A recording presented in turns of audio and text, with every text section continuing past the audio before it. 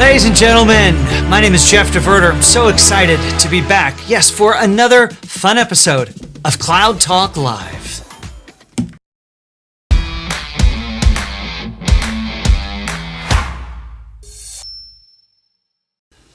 All right, welcome to Tuesday, everybody. Tuesday at 8:30. I don't feel like we've done a solid one at Tuesday at 8:30 for a little while. We've had some strange schedules going on, but I'm so glad that you're here today. My name, of course, is Jeff DeVerter. I'm the Chief Technology Evangelist for us here at Rackspace Technology, and I'm so glad that you have joined us here today. Now, what I'd love for you to do, if you remember the rules, if you've been around here before, is to introduce yourselves. Tell us who you are. Tell us where you are in the chat down below on whatever platform you happen to be watching this on, because we don't want to just talk to you. We want to talk with you, and the only way to do that is to know your name. And I'd just like to know where in the world you're from. So go ahead and introduce yourself. Now, if you'd like to get a hold of us also, you can send us an email over at solve@rackspace.com. You can give us some feedback. You can give us some ideas about shows. We've had some folks sending a few ideas in for guests lately, which has been a lot of fun. So go ahead and introduce yourselves. The chat seems quiet this morning. Of course, we've also had some connectivity issues. So maybe you're talking, maybe I can't hear, but that's all right. I am excited about our program today, but I do, of course, have a few things to fill you in on before we get going. First is, if we're not already best buds over on the LinkedIn, I'd love for you to connect with me. You can find me at /Jeff J DeVerter, just like my name, Jeff. And you can keep up with all the things we're talking about over there. Of course, you must be following Rackspace if you're here, but if not, make sure you're doing that as well. Now, also, new podcast getting recorded all the time right now, and Daniel scratches his head going, if you just give me some descriptions, we could post those things. But if you're not following us, you don't have a subscription to our podcast, which you can find anywhere, and that podcast name is Cloud Talk, well, you're not going to get that content. So go ahead and follow that. Now, I have some really exciting news, and that is we've been working on our latest bit of research, and we've been doing it all spring. Actually started it before we even went off on Christmas break. But the new research is out. It's the Global AI Report. We talked to over 1,420 IT decision makers in 10 different countries. Can you believe that? Work with an amazing research firm out of the UK. We work with our smart people to craft a really interesting set of questions. We work with AWS on that too, to come up with some great, ultimately questions that we can go out and ask the world about what's happening in AI in their space. Now, it's now available over at rackspace.com/solve. Just head over there. There's an infographic that has all sorts of information free to the world. Actually, everything's free, but if you want to get the whole report, you do have to give us some basic email information. It's not a lot, but I'd love for you to connect to us there. Now, if you want to get some greater in-depth on that report, we are going to have our Solve Summit. That is coming up on May 7th. This year is just flying by, isn't it? So May 7th, we're going to do that live, and we have some great guests. It's an hour-long program. We're going to dig into all of the details. You know what's going to make that a better program for you is if you get the report and read it and have some questions, because you can ask us those questions live during the program. And I've been talking to the folks over in our facilities group and our media group, and I think we're going to be able to do this live from our new corporate offices here in San Antonio. TBD on that. I know Gracie is shaking her head going, Jeff, you shouldn't be saying these things if it's not going to happen. But I really hope it's going to happen. So think happy thoughts, folks. All right, well, let's get into the program today. I am delighted to have one of the next in our group of geniuses as it relates to the Microsoft space here at Rackspace and how to prepare for Copilot. Now, Corey Ostrowski is going to join us. He is a solution architect here at Rackspace. He's brand new, effectively, this year, joining us, and I'm so glad that he brings a wealth of knowledge to us. And we're going to dig into some of the things that you may not have thought about if your company is thinking about launching Microsoft Copilot. So with that, Corey, come on up here. Let's dig into the conversation. Corey, welcome to the program. I'm so glad you're here. Yeah, thanks for having me, Jeff. Great to have this talk. Absolutely. Yeah. Now you're coming to us from Missouri, if memory serves. Yeah, Springfield, Missouri, big town of Bass Pro and O'Reilly's. Those are some pretty decent things to be known for. Yeah, for sure. Hey, normally our little live feed or chat thing is going bananas, but we've had some LinkedIn challenges in getting that data from them. But this is a global audience. Everyone, we're so glad that you're here. I should bring up a LinkedIn thing just so I can see your chats. In fact, Corey, why don't you introduce yourselves? Give us a little bit of background on you so that we know. In fact, you and I have the same background effectively. We both started in this little Microsoft program called SharePoint. Now, you go back a little farther than that, but why don't you pick it up at SharePoint for a second while I see if I can find some chats.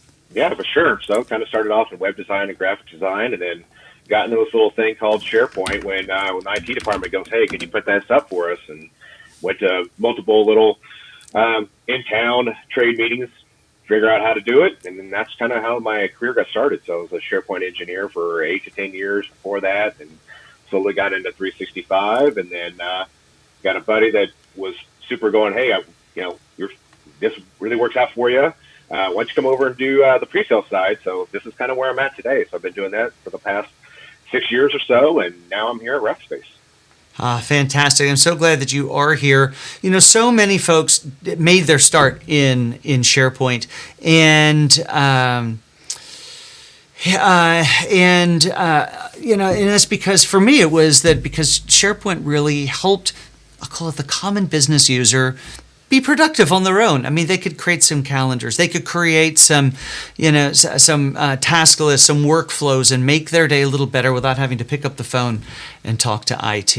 And that was really the light bulb moment for me and why I wanted to dig into that technology. What was it for you that really drew you in? It was a big gambit of, especially at that time, everyone, they were definitely like to throw the whole kitchen sink at SharePoint. Hey, can this thing make me some bread? They try to figure out how to get SharePoint to do that. So it was kind of interesting to go, all right, well, I have my wealth of graphic design and programming. So like, hey, how do I do this and have this a collaboration aspect? So it was kind of cool to start doing that and learning the automation, especially when it got bigger and bigger and bigger. It turned from at SharePoint 2013 to 16, 19, how did that get bigger than now? What does it look like all on SharePoint Online? But kind of comes back to the point of today where I'm like super more into the security aspect of bringing that in is, to just say like anything SharePoint, they're like, hey, we have this file share server. Let's throw everything up on SharePoint. And it's basically the wild, wild west. So kind of leads into like how the Copilot aspect comes in and how does security and how does that get broken down? And same thing we're seeing with throwing everything up on SharePoint. Hey, how do you find it? And why does this person have access to it? It's the same issues you're going to have right now with going Copilot and not putting anything, some barriers around it. Well, and you say it's the same issues. In my early days of SharePoint, it was SharePoint 2003. It was a financial institution, and they even just put the free version WSS out there, and set it to crawling content because they thought, hey, I want to be able to find my Word documents. Well, security by obscurity was a strategy for so many organizations for years, and initially enterprise search and even basic search really exposed the fact that that's a problem. Now that problem gets compounded when you get into the Copilot space. Sure. Maybe expose a little bit of why that is.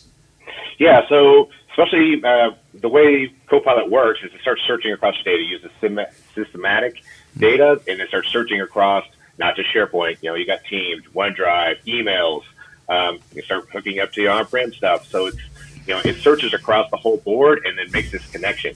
And the way it also looks at it is when I do a search for something inside of Copilot, guess what? It returns everything that's there, but it also returns like if there's actually barriers around it. I shouldn't have access to financial data that I shouldn't have. So one, that makes it messy. Like, wow, I just got a lot of stuff come back at me versus I needed just this kind of data. And then also you're not having data risks kind of DLP going on where I shouldn't have had access to this, or I don't need to be sharing this out. So that's kind of where Copilot and people need to start thinking about before, hey, let's unleash it onto the world. Do we know purview? Do we have these barriers in place? So that way, one, you don't get DLP, you don't get the sensitive data leakage, and you also get that the people are getting a better experience when they start returning information. They're getting the stuff that they need and what they have access to. It's a really interesting point. We talk about, I mentioned security by obscurity, but it's not, in this scenario, it's not just about the fact that I'm going to get data back I shouldn't have access to see, but it's going to cloud the results with stuff that doesn't matter to the question that I've asked, and it's going to make it harder to get not just a right answer, but a usable answer. Correct. Yeah, and this is going to keep learning and learning and learning off of what you're asking, what's available to you.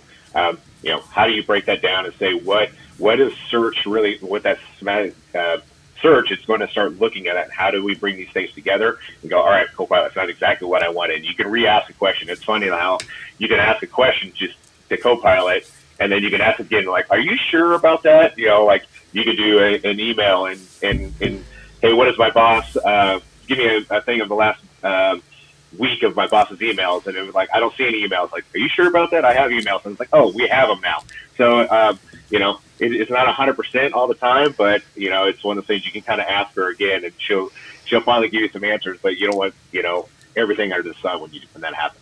That's right. You want just the right answer at just the right time if you're going to get usable content. All right, so that's the problem. The problem is, how do we make sure that users only see the data they are allowed to see or have been designated to see? And the second piece is, how do we make sure that it's not clouded with useless data so that the answers are better? So how do we prepare for that as companies are either thinking about rolling out or maybe even in the early stages of rolling out? What are some of the strategies that companies should be employing? Yeah, I'm a big believer on root cause problems. Where it gets get down to the biggest. Let's get down to the root first. First, do you have are you managing your user risk? So is MFA put into place? Is conditional access put into place? What are we allowing to that? Do you have some kind of security structure that says, what is there? What are we going to allow? We let external users. We let internal users. Are we going to allow people to do Copilot off their phone? Are we going to, especially personalized phones? What kind of structure are we going to put there to make that happen? That's going to be some of the root line cause issues that we got going on. So setting those in place, especially with personalized devices. How do we do that so we don't have DLP? So people aren't taking screenshots and then passing that data on. So we put those barriers in place, using Intra ID, using Purview. So those things are, do we know those? Are we having those things set in place before we go, all right, let's release Copilot out to the world? Then we start getting into Purview, where you start doing sensitive data types, the labels, so that way we can start labeling information. Is this critical data? Is this, do we need to block this out so only certain people see? That's how you start blocking that, bringing the range around what Copilot brings. And then also when you start asking Copilot, hey, can you make a document off of this data that you just searched? So now what's nice is really about Copilot, it actually looks off the sensitive data labels and all the labels that are actually part of that were set up in Purview. It'll take that and go, oh, these had these labels already in place. Guess what? We're going to make a new document with those labels in place. It's going to inherit what it came off the search from. So setting those things up ahead of time, it's like that. The fun thing is if you fail to plan, you plan to fail. So, if you don't get that stuff put in place right now, your Copilot experience will not be as the best what you want, right? At least right off the bat, right? As with SharePoint, we've all known, hey, let's take a file share, let's shove it up there, and then we'll clean it afterwards. That's like I hear that constantly. So that's the same thing we're going to deal with here. I know. Like, well, why am I getting on this? And another problem to that too is how many times do people, put some documents in a SharePoint folder and then they share that folder with somebody, go, well, here, you should be able to see it, and they can't see it, and so now they start monkeying with the permissions and over provisioning the permissions aspect, not even at that level, but at higher level. Great, I'll just go to the whole site and give you admin access. Now maybe you can see it. And instead of dealing with the problem efficiently or effectively, they have thrown the gate wide open, and now the person has access to way too much stuff. So part of this whole prepare for the security side of it is that cleanup of not only do we have the right people in here, internal, external, do the people who are in here have the right access identified throughout? And there's all sorts of areas, as you've mentioned and as I just mentioned, that you've got to look at. Right, for sure. You made the. Sorry, go ahead. I was going to say, you make the comment, you fail to plan, you plan to fail. I wish some of these axioms, like garbage in equals garbage out, and they've never been more true than when you start implementing an AI solution, unfortunately. Mm-hmm. Yeah, for sure. Yeah, especially like when you got BYOD coming into place also, how do you block those things where I don't want someone grabbing this and then, because Copilot's not your only search, your only chat GPT. So, you could put in those kind of barriers in place where we can start saying, all right, I don't want to if you take data out of this, we don't allow them to go other sites. So, that's data leakage that's not in your environment. So how do you block those? So start looking at those, having those rules in place, training the actual users, right? Like the biggest security risk in any environment is an actual user. It's not what you have and what you have there. It's the user is going to be your biggest data leakage that you have.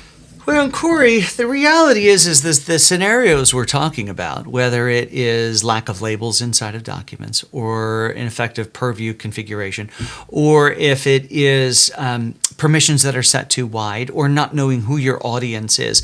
These are problems that exist today that have nothing to do with Copilot, that just get expanded upon when Copilot shows up. So this is part of what I call the technical debt catalyst. So, and it's one of my favorite things about AI. And it's not the benefits you get directly from typing something in and getting a brilliant answer. It's the fact that we now have a reason to go back and do all the cleanup that we should have done before today. Yep. Well, let's talk about data overexposure, because that is ultimately people's primary concern. How do we make sure that individuals in the organization that shouldn't have access to specific bits of data don't? And two, how do we ensure that that data inside of the organization stays where it's supposed to be? What are if I were to ask you 3 things that a company needs to go do to prepare, like things that you think about when you go out and talk to customers, what do you tell them? First, do you have the base structure in place? Do you have MFA? What are you doing? Do you have conditional access? How are you doing your BYOD, right? That's going to be your first point in line of how does data start getting out?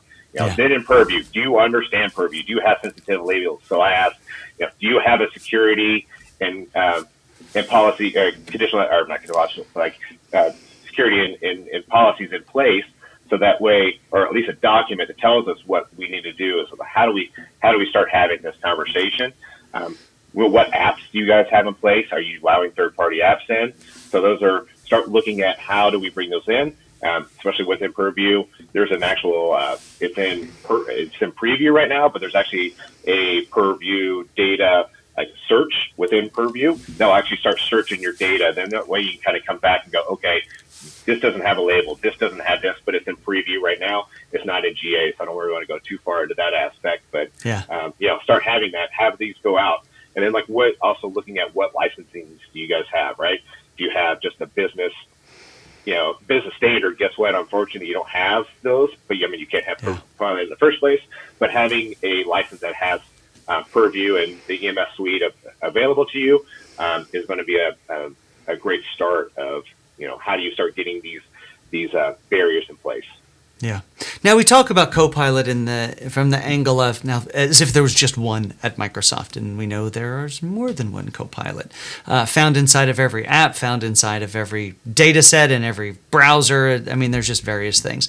But there's also Copilots on the administration side, security specifically. So how are Copilots in and around the management of security, both on the Azure side as well as specifically here? How are they helping folks like yourselves to solve some of these problems? Yeah, so as of the 1st, there will be a new one called Copilot for Security. And this one is going to really help kind of bring in, your SOC. How do you have your security people be able to look out and actually be able to handle what they need to handle at the time? So Copilot, I think people think that this is going to take over jobs. It's not how that works. Copilot is the same thing. It's like if I'm flying a plane, I have a Copilot that helps me along the way, helps me go, oh, this is happening over here.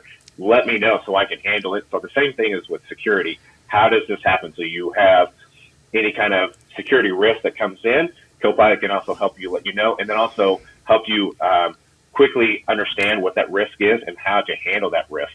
So you're not sitting there doing, the Google search of going, all right, what do I need to do here, right? It's giving some of that information of going, all right, well, I have this happening. What do I need, what do I need to do on top of this? So that way you can handle multiple things at once versus going, all right, I have just one incident that I got to handle right here. It kind of allows you to do multitask and get a lot of things done. So it's going to be your Copilot when it comes into the SaaS stuff. So it's they named it Copilot, not the HR Axeman, for a reason, because it's there to help you do what you do better. And think about professionals who are doing this work, whether you are a knowledge worker doing a job in the business, or whether you're on the administration or security side. Most of the time, you're doing exactly what Corey's talked about, and that is you've got a mountain of tickets and work that needs to be done. You've got a ton of research to figure out how to do some of those things. It's here to help you do your job better, faster, more efficiently. Some cases it'll automate it, and it's going to give you time to do the things that humans do best. At Rackspace, we call these responsible AI solutions. We see that three core tenets of AI solutions when we talk about responsible AI solutions are that the first one, symbiotic. By the way, we love alliteration around here, but symbiotic, and that means that AI is here to make humans better, not to replace them. That it should also be secure, and then it should be sustainable. And sustainable meaning two different things. Of course, from the green side, we want to make sure that we aren't burning extra carbon that we don't need to, and then secondly, that these solutions aren't science projects that are so unwieldy that the normal person inside of an organization can't keep them alive and help them grow over time, because they do take care and feeding. But they're applications and they're solutions that they can sustain and help make work as time goes on. Well, Corey, part of the team that you're on gets out and helps companies think about this here at Rackspace. And of course, Rackspace, you're in my best benefactors because, every 2 weeks they send us a check, which I do love so much. But they're also the underwriters here in the program. And so we love to give a little specific highlight about the work that we get to do specifically for the organization. So we're gonna pop up. In fact, let's bring the QR code up now, Daniel, if you don't mind, for how companies can get started with Rackspace to help do some of the things we're talking about. But Corey, maybe you can talk about exactly what that is. Yeah, especially on the Copilot front, we have a pre-flight, so we can start looking at how this is, how is your organization set up already?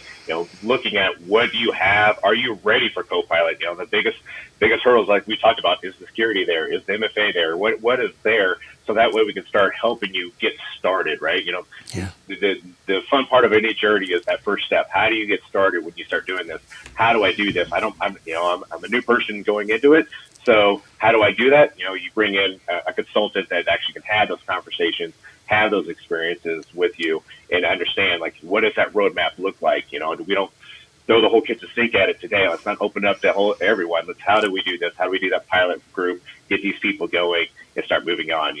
And then what you're bringing up the other times is what are these different flavors you guys have? If you have dynamics. Copilot for sales. How does that work? So, we are able to have those conversations across the whole board, and not just in Copilot. So, when we get into security, how do we really start having deep dive security talks of, across the whole infrastructure, but also in 365 and in Azure? How do we set up Purview? How do we set up correctly? So that way, when you do unleash this onto your company and allow them to enjoy the return, you can actually start, things are actually put into place, and you don't have to get a year down the road and redo stuff again. Perfect. I love that so much. Now, folks, the QR code's on the screen that'll help you get signed up right away. It's going to take you actually to a site over at Rackspace's website called fair.rackspace.com. I talked a little bit about how we view responsible AI, and it's part of our whole foundry for AI at Rackspace. Now that's a subpage inside of there, but there at the root, fair.rackspace.com, you can learn more about what Rackspace does to help companies prepare for and utilize these AI solutions to make a massive difference in their organization. We've been doing this for almost a year, and 30, 40 some customers out there who are actively using solutions that we are writing for them today. Some agent-based, some Copilot-based. There's all kinds of great stuff out there. Now, if you want to learn more about what's happening in the state of AI in the world today, I want you to do two things. One, mark your calendars for May 7th. 10 a.m., not 8:30, but 10 a.m. Central Time.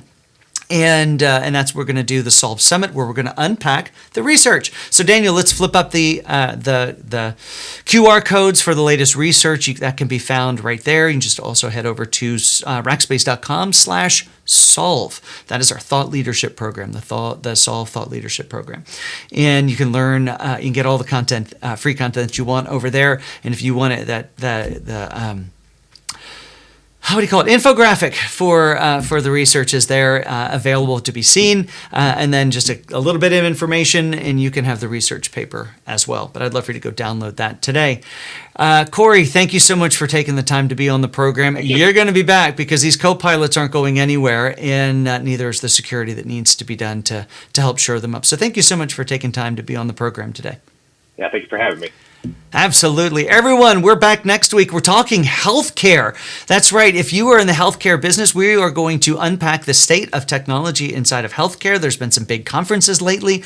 We're going to tell you what's been going on there. It's going to be an amazing episode. So that's next Tuesday at 8:30 a.m. Central Time. And I look forward to seeing you then. Until then, my name is Jeff DeVerter. I'm the Chief Technology Evangelist for us here at Rackspace. And I hope you have a great rest of your day and rest of your week.